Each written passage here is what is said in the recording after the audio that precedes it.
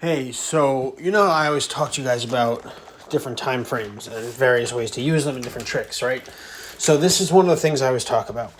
Check this out. So the Stoch has been working well, right? We have, again, these up and down waves, repeatable cycles on the Stoch. So for right now, as long as we're getting these repeatable cycles, these big up and down waves, as long as it's correctly predicting all these reversals up and down, right? We're going to use them. Now, the hourly and the 4 hour are both locked in. So look at Ethereum. We hit the top and started turning south on Ethereum's hourly Stoch, right? If you look at the 4 hour, we're just at that point where we're like overbought, and it looks like we're going to get a bigger correction, which is going to go all the way into the night, into the, late into tonight, into tomorrow, potentially 12 hours, maybe more.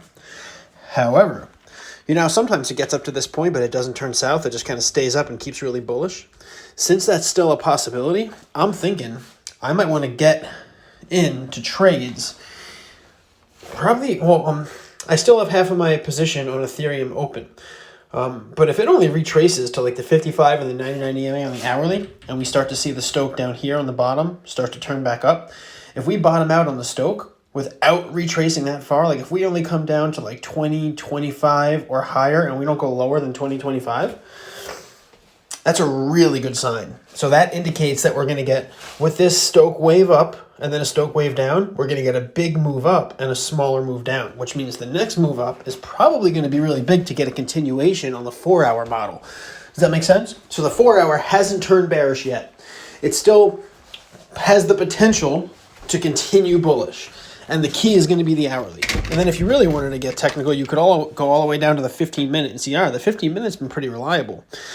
So based on the 15-minute, we haven't been getting big swings up. But once the hourly resets, if we can get one more reset on the 15-minute and it coincides with the bottom of the hourly somewhere over the next couple hours from now, that'd be the perfect time where we potentially see the 15-minute and the hourly all have confluence on the Stoch, get down to like 2030, somewhere above 2025, like I said. So 2030 would be perfect, right around here.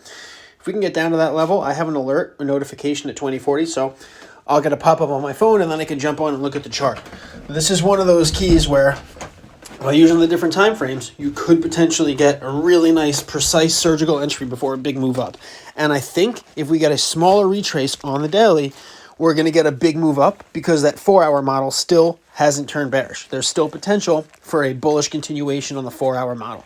Hopefully that makes sense to everybody. If it doesn't, join my trading group and I'll teach you more. If you are already in the group and you want me to explain that in more detail, we could do it on a live stream later or something. Let me know. All right, that's it. Just a quick update for now. I'm probably going to get into trades on Ethereum and BTC, short-term leverage positions. I have my open trades already.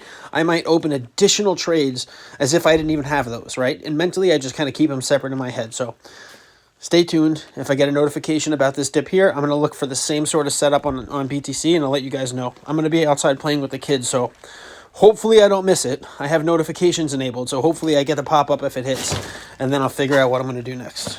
All right, talk soon.